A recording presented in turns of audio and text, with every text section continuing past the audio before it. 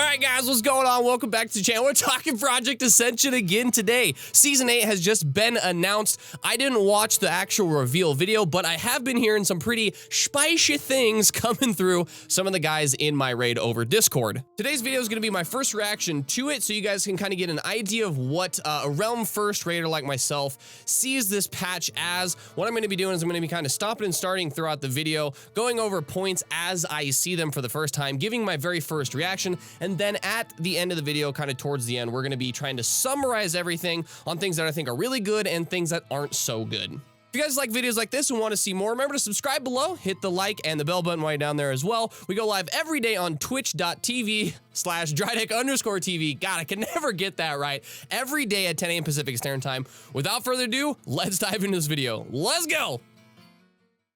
All right, lads, here we are. It is a 35-minute video this time, so it's gonna be a little bit longer of a video, but let's dive in. Let's see what happens, okay? Let me turn this up here. All right. Adventurers of Azeroth, to heroes of far-off realms, to anyone desperate to cast off their chains and unleash their potential, this adventure is for you. An adventure born from the culmination of everything that came before it. The foundations have been laid through the flames of determination to unleash your creativity in every way you've ever imagined. Your desire for adventure burns stronger than ever, and in Season 8, that fire is unleashed. New Worldforge enchants demand exploration. New masteries unlock. New power. What are masteries? To command. New abilities yours to wield. Ooh, new abilities? Really? No way. Dungeons, raids, and breathing new I wonder what they're adding. A world that will test your Let me move my microphone just a little bit. Hang on. Storm into Azeroth in Ascension's biggest season ever. Your potential is unleashed. The very elements themselves are yours to control. Welcome to season. Interesting. Okay, so you can tame elementals now. You can the enslaved demons was new, right? Ascension's biggest season. Okay, let's see here. Big in season, yeah, we'll see. Where you'll begin your adventure. Unleashed Draft Realm. Of other players all at once. Progressing through expansions as you experience the greatest adventure in Azeroth yet from start to finish. On Season 8, Ascension is unleashed. More exploration, more adventure, more choice. It's the culmination of 7 years worth of efforts to let you forge your classless hero. This season is the greatest opportunity. Okay, really quickly, not to belabor the point. This forge your the hero already exists. It's Area 52. Like, I get that it might give you more choice on seasonal, which I guess would be a good thing, but yeah, I mean, if you really want to just play whatever you want, just go play on Area 52, right? Heroes and veterans alike to unleash their potential on Ascension. You get to do it all. Explore the open world. Yeah, okay. The power of gods through new Worldforge enchantments. Harness new ways to sway. Do it all, but we'll see. We'll see. Spells and abilities. Tame the elements. Okay. To revitalize dungeons and mythic raids. Discover mythic raids. Ooh. And engage in the most battles. I wonder what mythic raids are going to be. High risk PvP. And that is just half of the first of Season 8's 4 chapters. Jeez. Every enhancement is designed to unleash your potential. And you'll be the first to reap the rewards of a world unleashed. Okay. Season 8 is the result of Ascension's ultimate goal. To unlock your potential, discover your build, and serpent form. Classless hero in that seems like a ripoff of COA. Now, as we cover the new features, that kind of sucks. So that you'll be equipped. Why would they take that from COA and put it in Ascension? Is an adventure to explore your unbound potential and harness. That's literally an ability from Project Ascension on Venomancer. You turn into a serpent. That I don't like. And find there's still more to discover. And that the nostalgic world you love holds more potential than you ever imagined. Okay. Ascension has grown larger than ever. True. 3 and Season 7 both set records for highest population for their respective game modes. That's good. And that means there's an exceptional demand for both game modes on Ascension. In Season 8, you won't have to wait to play your favorite game mode with many of the new features and a bigger population. Season 8 brings many of the features in this video to free pick. so you can enjoy the new updates with a bigger population and whichever game mode you prefer. That's cool. That's cool. Okay, I really like that because for a long time, seasonal got like cool updates and Area 52 just got like left out. So if they're porting these over 1-for-1 into Area 52 right when they do it, that's going to be cool. For heroes interested in playing on both realms, there will be a vanity sync option available. So if you unlock, I guess that's cool. Free pick, you'll have it on draft. Yo, by the way, we got a NOS here, boys. Let's crack it. Oh, here we go, dude. Oh, crack it with the boys. Okay. World Forge enchantments. What the hell are these? And explore.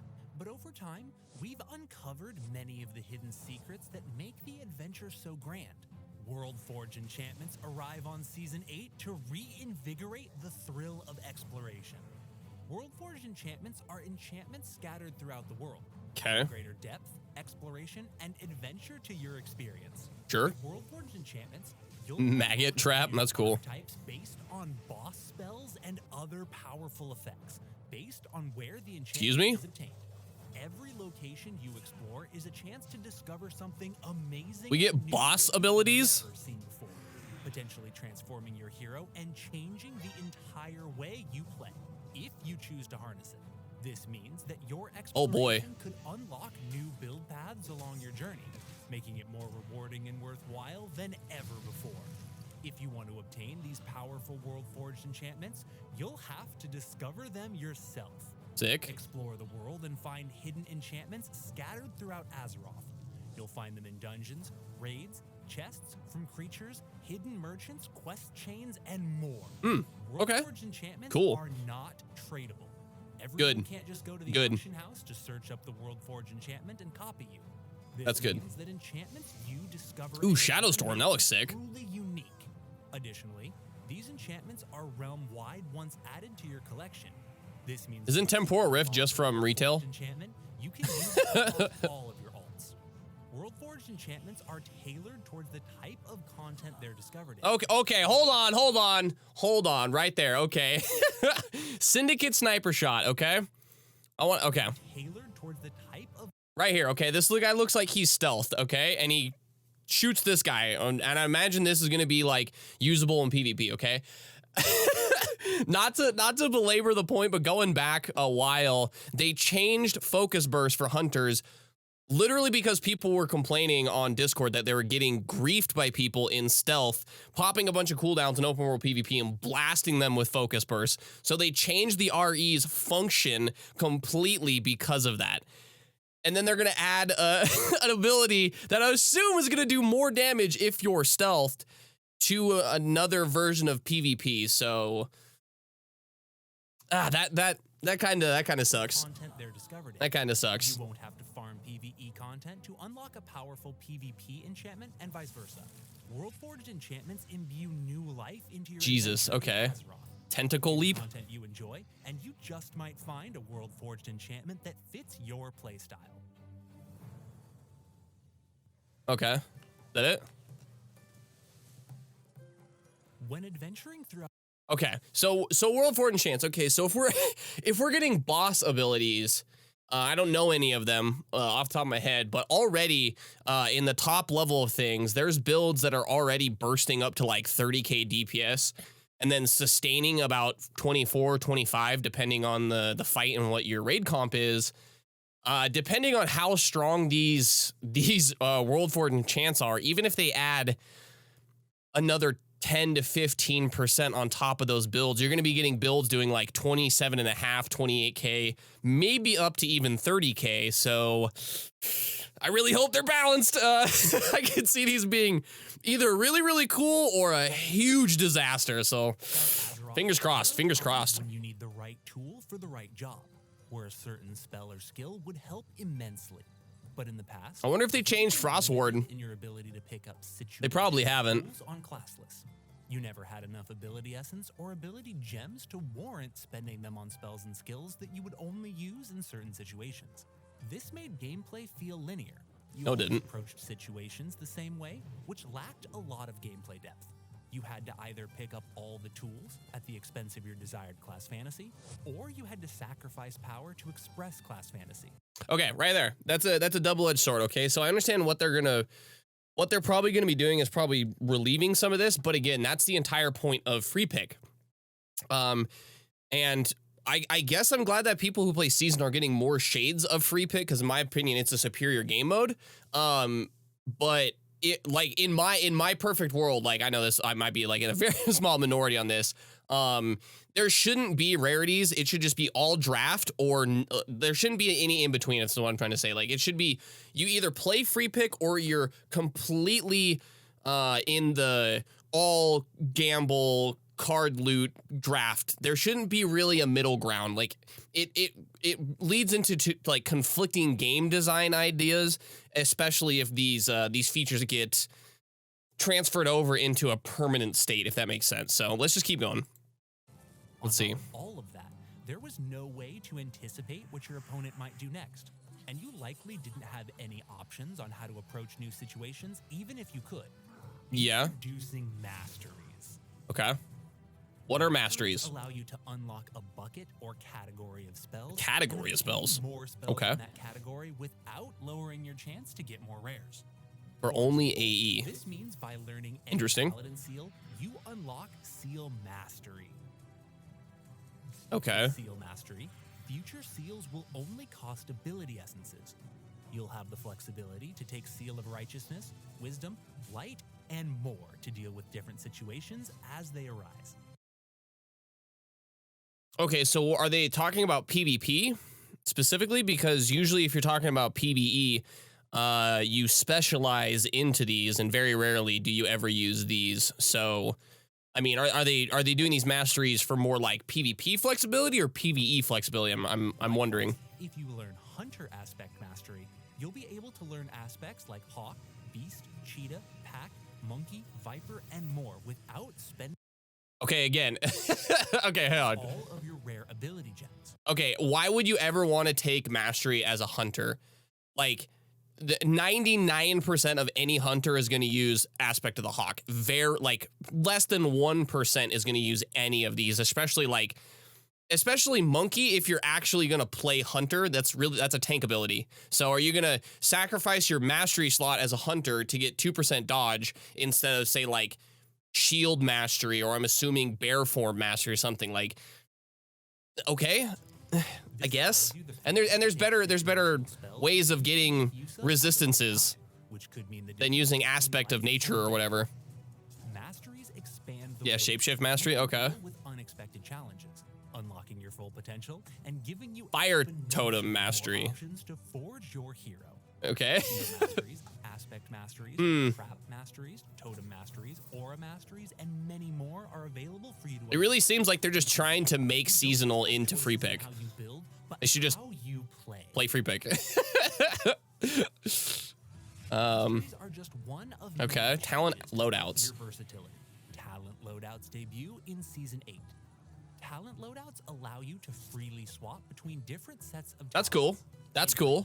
You can use them to quickly swap between talent configurations during your raid, dungeon, or to switch between PvE and PvP without spending gold or using any resets. Nice. That's really good. Nice. That's awesome. Good change. Good change. Utilize the same build in a variety of content, whether it's dungeons, raids, battlegrounds, Mythic Plus, arena, or anything else. You can have a talent configuration for each, allowing you to fully leverage Crazy. the potential of your current build.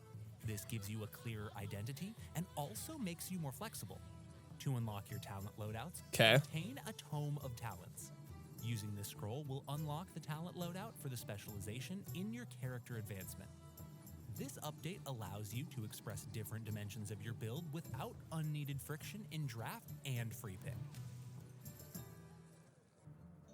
Stacking the deck with power. Okay. So they said in draft and free pick. I could see these being really good for like seasonal. In free pick on Area 52, a lot of the times it's going to be really good for like newer players, but people who've spent any amount of time playing on Area 52, we already have like 8 specs and for the most part like have tens of thousands of scrolls of unlearning if we really need to. So like it's gonna be really good for like really new players, which I'm really happy for. I'm really all for new player stuff. It's not really gonna benefit people who have kind of gotten past that. So I guess if they're aiming it for newer players, they've achieved their goal. But that's really cool. I like that. Cards is the thrill of draft. It should be thrill of draft. your build, knowing every great card is a step towards mastering fate, and you forcing its hand with the cards you choose. But one of the biggest problems in draft was that it discouraged you from picking epic or legendary cards. Is that it's draft? That's the biggest problem. The shiniest card was often the wrong choice. Gambling on your class in World of Warcraft is the problem. Not anymore with epic and legendary card swaps. Card swaps. Interesting. Have a chance to happen each time you draft an ability, whether you level up or use a hand of fate. When you get one, you can swap out one of your already known epic or legendary abilities for the one listed on the card swap. The more epic or legendary skills you know, the higher your chance of discovering a card swap. That's cool. Now, you can finally learn epic and legendary skills because you know you'll be able to swap them out later if you want to. This works separately. That's pretty good. Nice. That's cool. And for each epic or legendary you collect, you increase your chance of discovering that rarity's card swap. Okay. Epic card swaps will Odd B-roll footage of just like the close-up of some night elves' butts, but all right. Likewise, will let you swap out one of your legendary skills for another. If you decide that you don't like the ability on the card swap you're offered, you can always decline it, destroying the swap and maintaining your current build. This ensures that picking an epic or legendary that isn't exactly what you want doesn't destroy your build. With card swaps, you can make full use I guess that's of good. any epic or legendary you choose, even if it's only for a few levels. If you want to master fate. Okay, so again, like I mean, if they're trying to make draft more like free pick, then they should just make it free pick instead of having these like in between steps where they're just pushing closer and closer and closer and closer to free pick. I mean, I like the card swap. It's cool, but again, it's so if you look at this, you have this ability, but you want this one, and you have to add a step in between it instead of just playing on a server that allows you to just unlearn this skill and get this skill. So it's like they're trying to get they're just edging as close as they can to free pick without actually being free pick and just adding those steps in between for, I guess, gameplay reasons. I don't know. It needs to be quick. Seizing your destiny should be a whirlwind adventure. This isn't. I mean, it's really not, though. Everyone plays the same 7 specs every year. It doesn't really change. You'll spend more time drafting your build than chit-chatting with Silas. This update Okay. ensures that you get a clear picture of Hand of Fate reversal. Interesting. how many are available, the current cap, how many extension you have. Take another drink of my energy drink. In Season 8, sculpting your fate is clear and easy, and Silas can finally help you. Have a great day now. As a final draft change, lucky skill cards and guaranteed skill cards can no longer appear at the same time. It sucked having to choose between them when this happened, and now True. it just doesn't. Each of these draft That's good. changes are focused around I guess that's smoother good. gameplay, removing unfortunate mechanical obstacles so that you can enjoy the time you spend playing. Fair. You unleash your potential. Okay, new abilities. Choose, making them an integral part of your adventure. Shadow Flame, Halo, Skills you master Siegebreaker, unlock what the paths to greatness and Bloodbath? make the hero uniquely yours. The more spells available, Lava Burst, the more okay. choice you have over how to express yourself on your adventure. Season 8 continues to expand the spells and abilities available on Ascension so that you can play the way you want. Burning rushes, healing rains, orbs, glaives, and more expand your choices in ways you can realize your destiny and separate yourself from the masses. Some of these are Oh, we're getting Yo, we're getting kill shot. Get out of here, dude. Are you serious? Yo, finally Hunters get something new. Yes. additional abilities. No way, dude. Builds arrive with these spells, We've been playing the same build for 2 years now with no new abilities. giving new tools to existing archetypes. Okay. So depending on how they scale these abilities, depending on like how strong they are, their cooldowns, all that other stuff, I could see this kind of going one of two ways, just like the world enchantments. Like anytime you implement any new skill, there is going to be a plethora of people out there trying to break it as hard as possible. And typically, it doesn't happen by the majority of players. Usually it's people like on the very, very top end. And there's almost always, like one that just gets through, that like isn't determined powerful by the vast majority of people, but when you give it to the right person, it adds like 50% extra DPS. So, again, I'm excited we're getting new abilities. Depending on how they play, they could either be like incredibly broken or absolutely not impactful. And we're going to play the same builds like we have been for the last year and a half. So fingers crossed. I'm hopeful. Power means bending the elements to your will. Okay. From the spells you choose to the pets you tame. Your companion is your strength made manifest. Is And it? in Season 8, you'll be in your element. You can tame elementals, further expanding the ways that you can customize your hero. You can find Tether Elemental in the Shaman. I'm hoping it's okay. It works just the Like, same as Tame Dragon, Pet Shadow builds Dead, don't exist in Project Ascension in a PvE scenario. dozens They of just don't different exist. types of elementals. Harness fire, wind, earth, and water elementals, and even unique death, phoenix, and mojo elementals, each with their own unique abilities. Okay. With Season 8, the elements themselves are yours to unleash. Well, hopefully they make more of an impact than like the Tame Undead and stuff did, because like no one uses them in Area 52. PvE improvements. Okay, let's listen up. Are iconic, but their mechanics are outdated. True. They often add needless friction and can be a little boring. Hey, look, it's Aryu. I'm just kidding, buddy. I'm just kidding. And that means they need to be engaging. Ascension is replacing outdated vanilla mechanics. Whoa, dude, we got a Hammered in up in here, dude. New PvE rework. Bringing some Diablo 2 action in. Rework adds new mechanics and visuals to unleash the full potential of Azeroth's iconic dungeons and raids. Okay. This rework ensures that older encounters get modernized, making them more enjoyable, challenging, and rewarding. Okay. Also replace That's good. tedium with challenge worthy of your classless champion. Hopefully they balance it correctly. You'll spend more time facing challenges instead of running to them. You might even unlock these new spells as world-forged enchantments. No matter where you are in your adventure, if you're ready for a challenge, you should be able to find it. But in the past, there was a huge difficulty gap between heroic and ascended difficulties on Ascension. True. This caused many guilds to fall apart and failed to bridge the gap. Mythic raids are a brand new raid difficulty that fills the gap between heroic and ascended. Interesting. Mythic raids will be flexible between 10 and 25 players. Okay, letting cool. you face the challenge with your allies no matter how many you have. Additionally, ascended raids also become flexible between 10 and 25 players. In the past, a lack of flexible raiding prevented people from playing with their guild, because no one wants to bench people on their roster, and no one wants a raid to be destroyed. I mean, benching people is part of being in a guild. Show. New raid releases will still maintain the integrity of Realm Firsts by requiring ascended raids to still be completed at either 10 or 25 man difficulty. That's good. That's good. Despite their new flexibility. This update ensures that there's a challenge suitable for you and any number of allies on your journey to the top. Okay. Okay, real quick on that. So I'm glad that they're doing it for Realm First. Obviously, myself and my guild are going to be pushing for Realm First like we always do. Probably not on seasonal, because we really don't play seasonal, mostly Area 52 concerns. My only concern is with Flex, considering there's like a grading scale of like HP values, damage output, healing needed, tank damage, DPS requirements, enrage timers, all these things that come along with rating.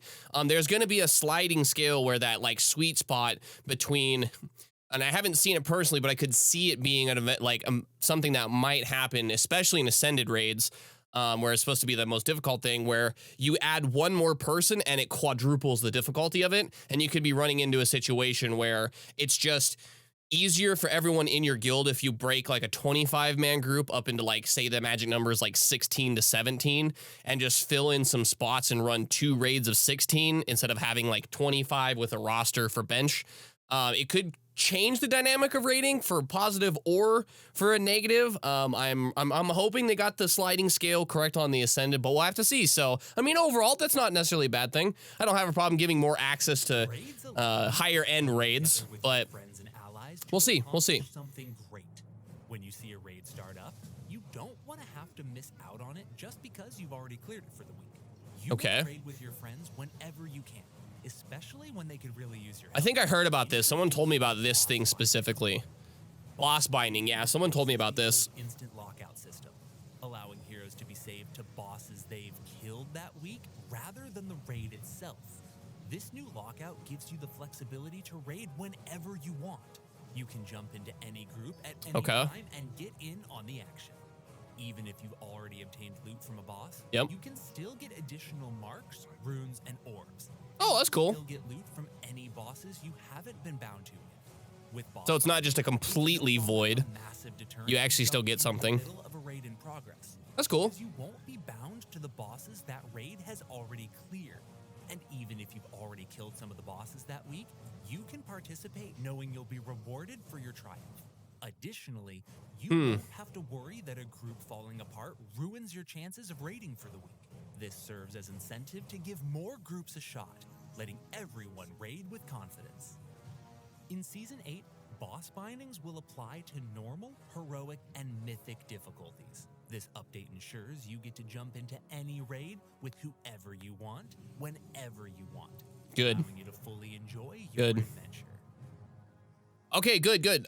So I was thinking as I was playing, this could be like an abusive thing on the very top end for Ascended Raiders. Not necessarily like abusive to the point where they're going to break the server, but I could see maybe someone being able to get around the lockout and being able to gear alts and something. Like I could see it being a problem specifically for Ascended raids. Now, depending on how powerful like the new mythic gear is, wherever that lies in between. It says it's between, you know, heroic and the Ascended as it is now. I'm hoping the Ascended gear power goes up to compensate, because it's not going to feel good for us who, you know, put so much effort into getting Ascended gear and having it be like 5% better, but it takes 6 times as long to get. It's going to kind of run into an incentive basis problem where it's like, well, I could do 24,000 DPS versus 24.5 if I go and spend 2 months doing Ascended and stuff like that. So depending on where that difficulty, you know, slider lands, I could see it being okay. I'm glad it's not there for Ascended, because people in Ascended guilds, you know, we all understand you get raid lockouts.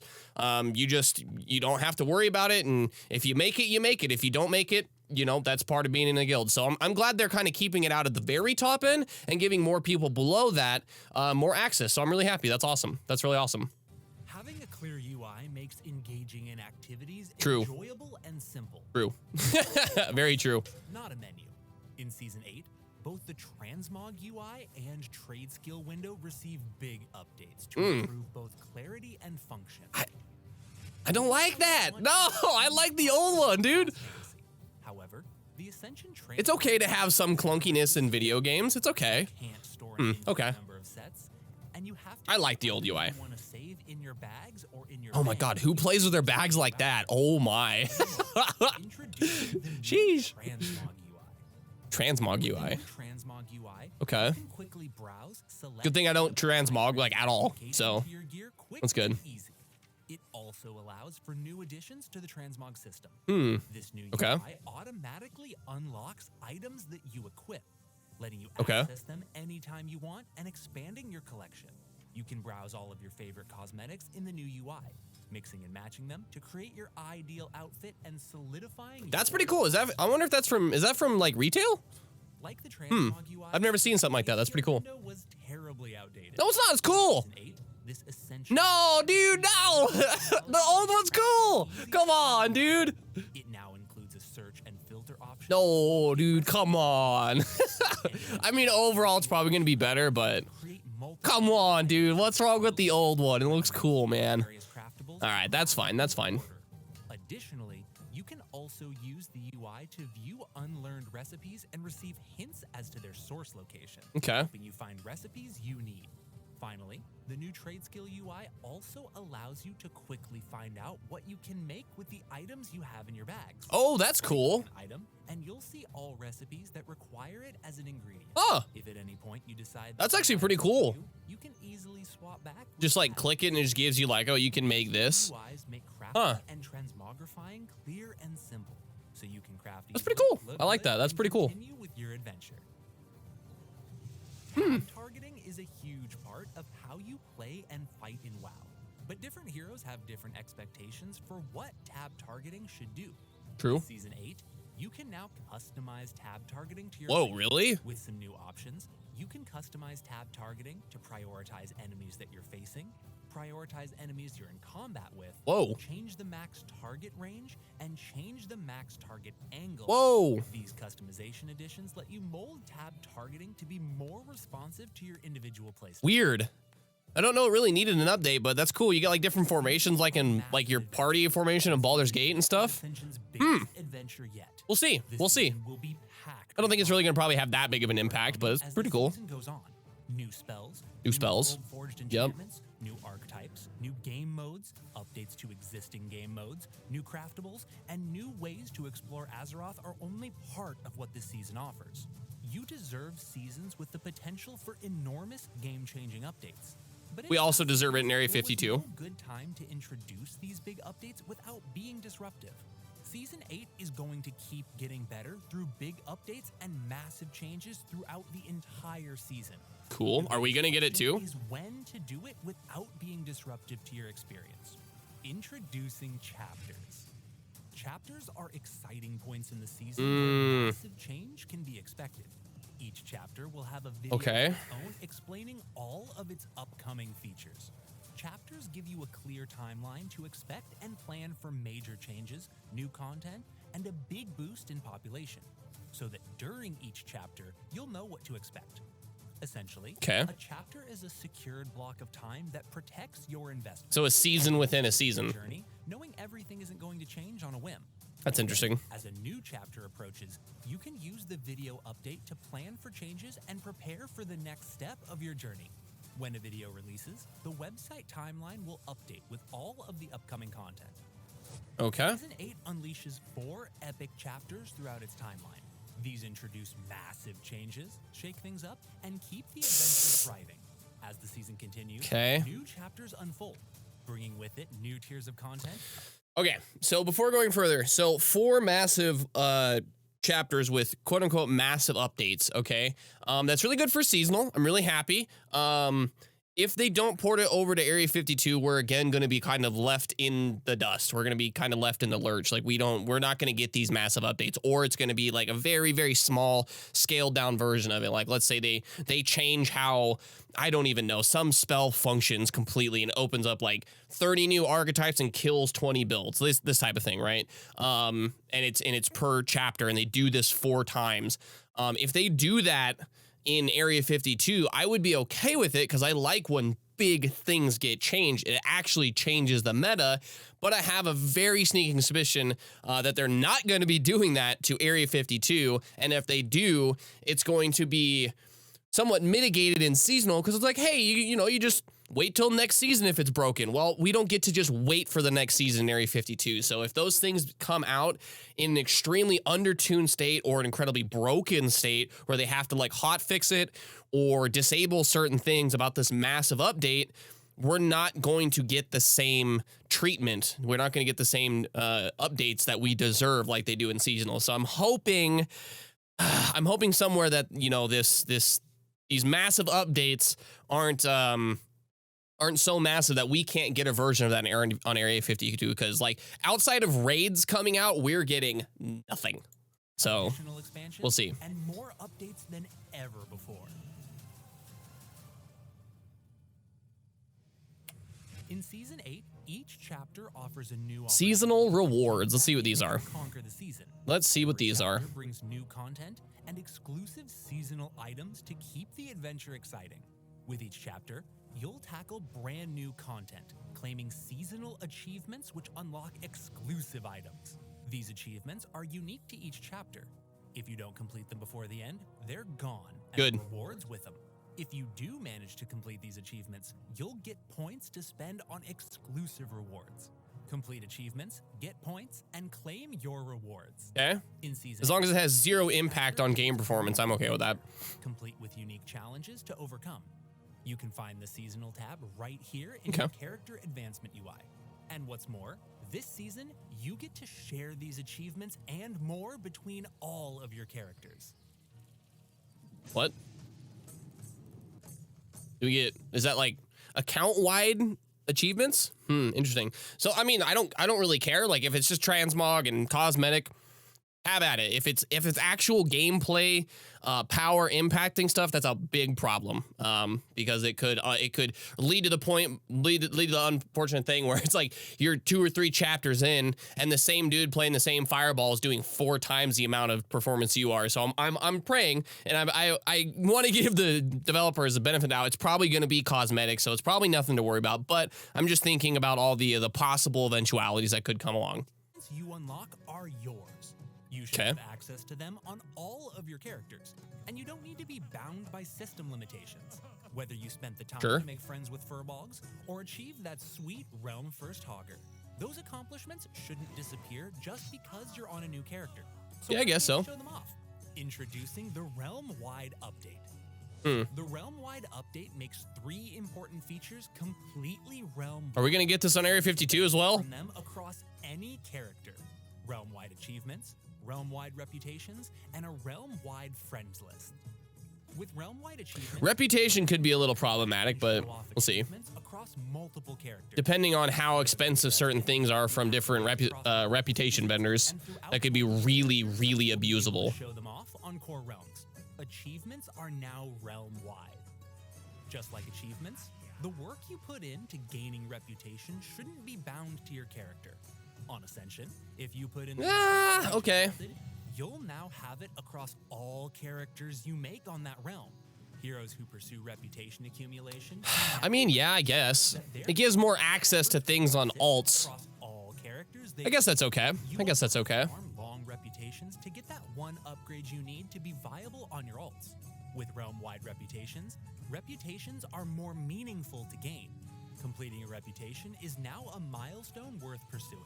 I mean, it always was, right? If you're going to be playing like a druid or something and you need the reputation head enchant from Scenario and Expedition, it's going to be just as impactful on your first character, and then maybe a second character is getting it the first time. And it does incentivize replayability because you're not giving everything to every person on your account. You actually have to earn it again. I know it seems a little bit of tedious thing, and it can add some unintended like gameplay loops that might be undesirable, but I mean, it's part of the game. I don't really see the need to get rid of it, but let's see, I guess it's not that big of a change, but yeah. Your friend, not your character's friend. It's too easy to lose the friends you've played with when one of you jumps on another character. True. That's actually really cool. I like that. I like that. Realm-wide. With a realm-wide friends list, you have access to your friends list no matter which character you log into. That's cool. That's cool. Your buddy that you just ran dead mines with, hop True. on another alt so you Heck can yeah. ask them to play again. With realm-wide updates, your fun, progress, and experience is no longer limited by the character you're on. So jump out and explore the world. I mean, I guess it's good for seasonal. High risk has been with Ascension from the beginning. By its nature, it's gone through many incarnations. Season 7 Burning Crusade was the best iteration of high risk to date. Venturing into the unknown, slaying notorious monsters, looting hidden chests and monster nests, gathering materials, and making valuable craftables to either help your guild or sell for a hefty profit was what made TBC high risk engaging. All of this happened while engaged in adrenaline-filled PvP combat. Okay, really quick before going any further on this. So I did play a little bit of the last season when it came out in vanilla. I didn't actually play up until through TBC. And if anyone has any experience with this, please let me know. I'm speaking out of a place of not knowing, so please forgive me. But in the vanilla version of the game, this illusion of that you're fighting over scarce resources was kind of a joke. I didn't actually turn out the way that they expected it, because when you give someone an incentive, hey, you can make a lot of money doing this, and you have the risk of losing profit or losing your character or losing gear, what people are going to do is going to look to industrialize that process to get the maximum profit for the least amount of effort and risk. So what it led to is hordes of people, and I remember literally hundreds of people just in random groups of 2 or 3 kind of wandering around these different high-level zones with 0 gear on, literally 0 gear, just naked, maybe with like a green staff on or something, or a weapon if you needed it for your skill, and just grinding these resources and not actually PvPing. And I know that some people are going to say, well, that's the, you know, the slight majority of it. It's like, no, that's actually how the majority of people interact with it, at least in the first little bit of the season when it got to the max level, because you incentivize people to get a lot of gold, right? So people are going to want to minimize the risk, maximize the profit, and that's what it led to. So I'm wondering if this is going to kind of continue, and if TBC actually did change that, that's cool, but I have my doubts that it actually changed anything. I'm sure that same behavior carried on through to the end of the season, so. This became the lifeblood of High Risk. High Risk in Season 7, Chapter 2 saw more heroes than ever before exploring and fighting in the High Risk open world. In Season 8, Vanilla is getting the overhaul for— Yeah, but I don't think they did it because they loved PvP. I mean, some people obviously do it for the PvP, but a lot of people did it for gold. And making more so sense of the systems introduced in Season 7. Mercenary is a new mode that Mercenary. Outlaw system and allows you to play with your friends regardless of faction and experience everything High Risk Azeroth has to offer. You can freely toggle between your faction or mercenary mode at any time in a capital city. Interesting. Keep in mind, however, that killing your own faction still gives you criminal intent, making you hostile to NPCs of the same faction. In Season 8, tier zones transform to more accurately reflect a better balance of higher risk and higher reward. You'll be able to obtain all materials in every tier, letting you find the tier that's right for you. Whoa. Whether you're just interested in collecting materials, or you're a murderous thief. Whether you prefer group play or you're a lone wolf. No matter what you want, there's a tier and a zone for you. I guess that's cool. I mean, again, people are just going to find a way to make as much gold as possible. Only drop items in their bags. This allows Oh, I actually saw this on Area 52. If you hover over the zones, there's different tiers. Yeah. Their precious gear. Ungoro Crater, Ashara, and the Burning Steps are Tier 1 zones.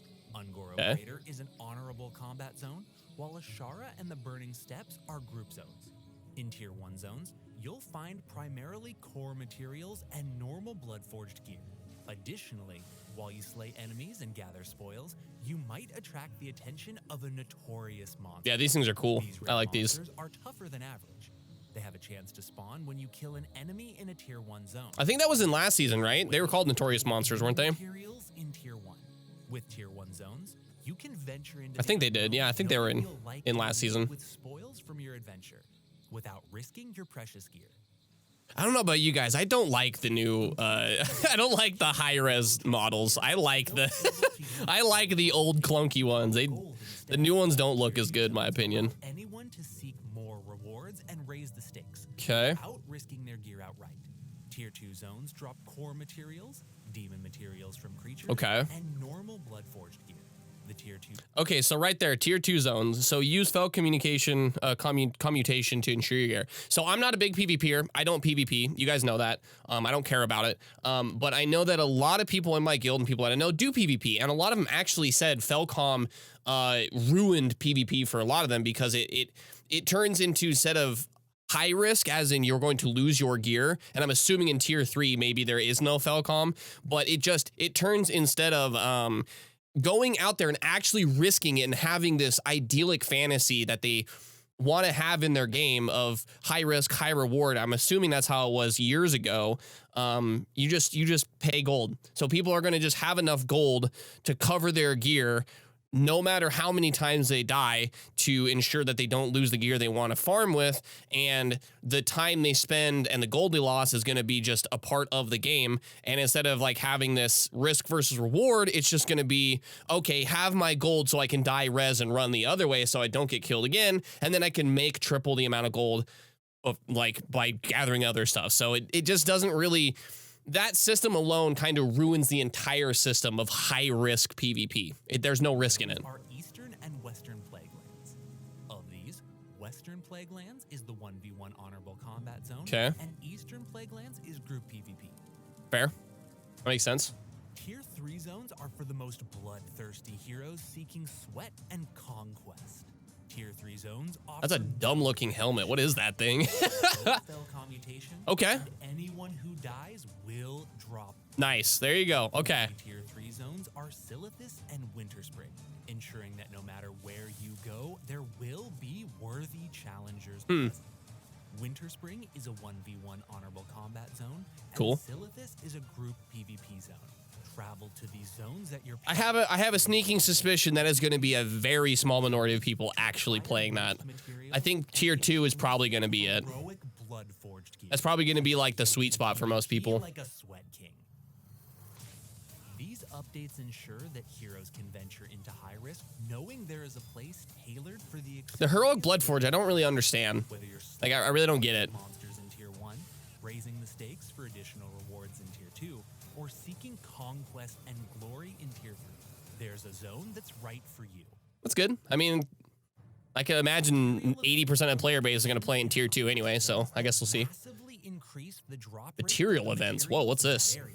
They enable shared party loot, ensuring that it's always worth forming a party to get these incredible materials. These events are activated with a Keeper's Scroll high risk. You can see the currently active events on your map at any time as long as you are in high risk. Everyone Weird. can participate in these regardless of who activated the event, and you can collect materials even if you don't have the profession. So you're never Wait. to what type. Okay, dude. Okay, hold on. That is going to be abused to the nines, dude. Oh my goodness. Okay. Again, so this is, again, another incentive to not interact and actually PvP. I know some people are going to, but I would imagine 8 out of 10 people who play in high risk and use these things are going to form groups of naked and then just be like locusts in the area and just stripping everything. And you don't even need the required profession. Oh my God, dude. That is going to be insane. In Season 8, That's going to be nuts. obtain 3 types of materials no matter what tier that you're in. Okay.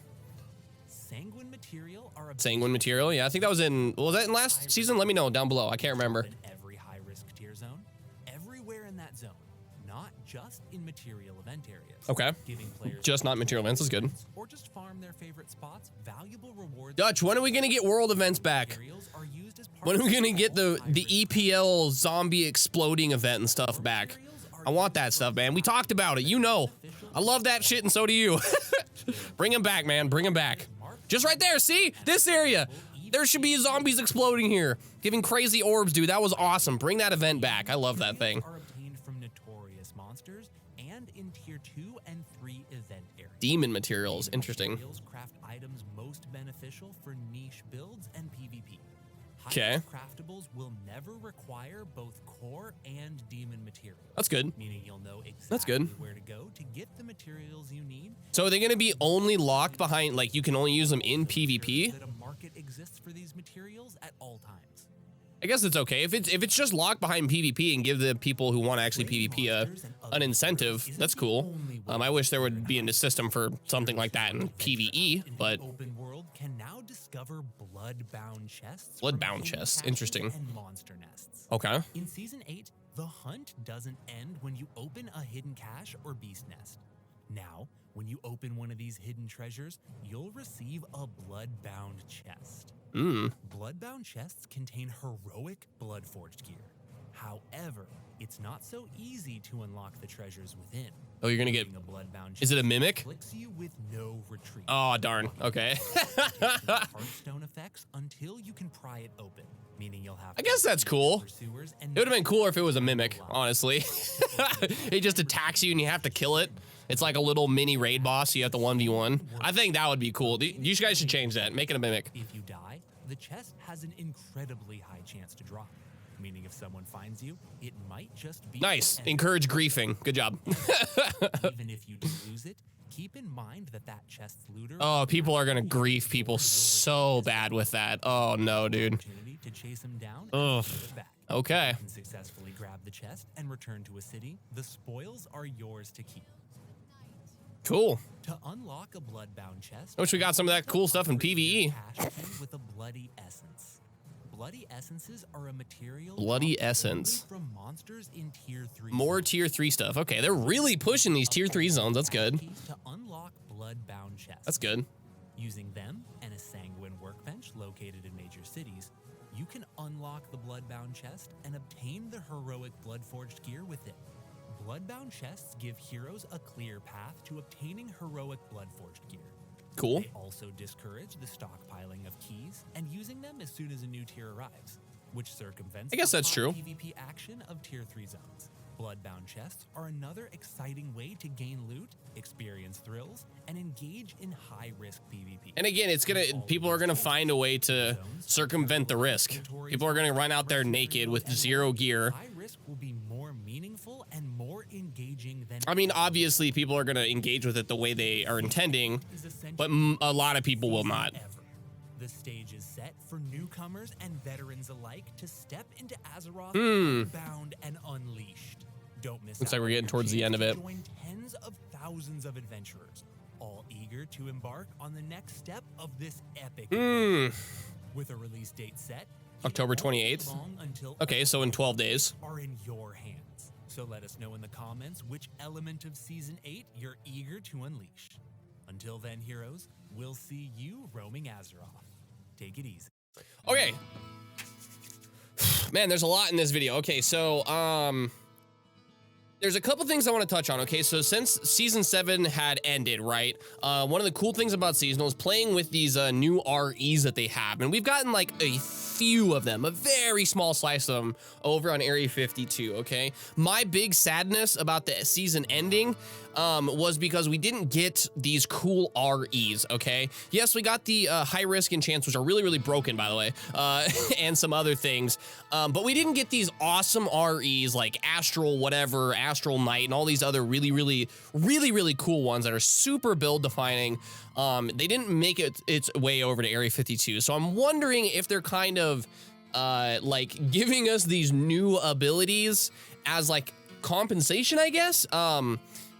I mean, yes, it's good, but REs usually make a build. Usually the talent tree and spells don't make the build. You build it around the RE. So depending, again, how these new skills are implemented, how strong they are, and depending on the boss thing, you know, new builds could pop up, but I have a really, really, really strong suspicion that the meta is not going to change. There's a couple things I want to touch on. So this mastery system, okay? So the mastery system here, it's okay. I think it's really cool where you can like specialize into things, but again, a lot of that comes from the ability to not be able to pick everything you want like you can on free pick. So like they were talking about going into seals, okay? Yeah, maybe 8 times out of 10 you're going to be using the highest DPS one that fits your build the best, and maybe 1 out of 10 times you're going to be using one of the utility ones, okay? So it's trying to emulate what we already have on Area 52, where you use one thing for the majority of your time, and then when you really need it, you have access to this other thing by just unlearning it or even just getting it and using it simultaneously, or like, you know, in conjunction or switching between them. So I guess they're trying to, again, push ever closer to the Area 52 playstyle where you can just pick what you want. So the mastery system's cool. If it stays on seasonal, that's fine. It has 0 impact on Area 52. The only concern that I have is, and then this is speculation because I had just heard, I didn't, you know, watch it or hear in here. Some people were telling me that rarity might be coming to Area 52. If that does, it's going to kill rating. Hands down, it's going to kill it, high-end rating overnight. It is going to destroy it because as Realm First Raiders, we do the most absurd things to overcome these mechanics, because they're super, super hard, and we like them like that. That's how we get enjoyment out of the game. So, you know, if the rarity stays on seasonal and masteries and all that stuff kind of stay on seasonal and doesn't make its way over to Area 52, very good. The other thing that I want to touch on, so these, where are they at? The card swaps, no, that's okay. So these new skills, so again, depending on how they come out, so there has been fundamental changes in the core of the game based strictly out of PvP that has literally years worth of lasting effects on PvE scene. And since I'm a PvE guy, I don't really care about PvP. If something is broken PvP, I don't really care. Just give it a 99% damage reduce modifier and then fix the problem there. Don't change the function of the skills. Using this for example, back on the TBC Alpha, seals were a really big problem because Holy Cat and Holy Bear were dominating arenas and battlegrounds. So instead of just making seals not usable in cat form or just not usable in cat form in PvP, they changed the scaling of the spell itself and murdered, and I mean flat out murdered, paladin specs for like close to 2 years. They're starting to get back to where they were before, but it took a long time. So my biggest concern is that they might have something that comes out that is just stupid broken in PvP, or really underpowered in PvP, and then it's broken in PvE or not broken in PvP, and there's never seems to be like this very good marriage of like both worlds coming together, and usually PvP ends up winning in the end. Like very rarely does something get nerfed because it's too strong in PvE. Very rarely does that happen. So I'm kind of concerned about that. The new skills, the boss skills, I'm really concerned about. Again, depending on the scaling and how they interact with our existing REs, could be ludicrously broken. Depending on which ones come out, what we get, I mean, it's not going to take long for one of the guys in our guilds and the other top end guilds like Sure and Yikes and all these guys. They're all very intelligent people and very high end raiders. It is not going to take us long to completely break them and push DPS numbers that were previously unthinkable. So keep an eye out for those. Mythic raids. So this one right here. So as someone who like raids the hardest content possible, I'm actually more than, I guess, happy that people are getting somewhere in between heroic and ascended. I know a lot of people, you know, talk to me on Discord, just come into my Discord channel and be like, hey, we can't get through ascended. We're like full clear heroic, but we can't even kill a single boss in ascended. So giving them a path to like ascended difficulty, where what I'm assuming this is going to be, it's going to be ascended mechanics, but maybe scaled back as far as damage values and all that other stuff. So you can kind of get experienced with it and then go into Ascension once you have a little bit better gear. We personally, as like people who've been through the heroic to ascended jump, understand that the difficulty spike usually comes from mechanics, and giving another access to that and giving kind of like ascended light, I guess is the best way I can describe it, is cool. It just kind of makes me sad as like someone who wants to push the absolute utmost hard content. I'm hoping that they push our rewards up in as a proportion. So like if this gear is only 5% less powerful than the ascended gear, and the ascended gear stays the same and they just add more gear in between it, it's not going to make us feel very good. I know we're a very small majority or minority on that, but we would want to see an equal or maybe even a greater increase to be like, okay, you've done normal, you've done heroic, you've done mythic, now let's really step it up, maybe get like a 10 to 15 item level difference and absolutely go balls to the wall. That's what I would like to see, depending on how they do it. We'll see. See, overall, I think, I would say overall, I'm actually pretty happy with seasonal. I'm probably not gonna play much of it because, you know, I'm a PvE guy, right? I look for performance, and every season that I've played, even with, you know, new people or people with my guild, you know, every season devolves into the same 7 to 10 builds. It never changes no matter what they do, because there's just certain things that are just inherently better than others. And if you're truly wanting to play for like performance, you're going to forsake some level of fun for performance. That's just the give and take. I'm not saying you should sacrifice all your fun and go completely meta. Finding a good balance in between, that's good, but seasonal, this illusion of play what you want, is only really fleshed out in the very lowest tiers of content. Once you start getting past a certain point, people literally don't invite you if you're not playing like 5 to 10 builds, okay? So overall though, really good job, guys. Season 8 looks pretty sick. I probably play a little bit, maybe try out some of the mythic raids. We'll see how that goes. I would say season 8 is looking really good, depending on how all of this stuff makes it over to Area 52. I know that I had leveraged a question in the Q&A, and Dutch, thank you for answering so direct, because I was really concerned about this, where it said, are we gonna have to wait until Season 8 catches back up to where Season 7 had left off for us to get new content over in Area 52, because there has been like very long droughts in between content patches, and he said no. So depending on how much of this stuff makes it over 1 for 1, or maybe if it's just like a couple weeks afterward, I'm okay with that. I'm always down to like let you guys flesh it out, maybe test the waters a little bit before getting into Area 52, because you guys know as well as everybody else, if you give it to the best players on the server, we're probably gonna break it. So test it here first, give it to us a little bit later in a more polished form, and I think it's gonna be probably better for everyone involved. And with that, this video is done, guys. Remember to subscribe below. I will see you in the next video, and possibly out in the battlefields on Season 8. You guys enjoy this tonight. I'll see you in the next video. Peace!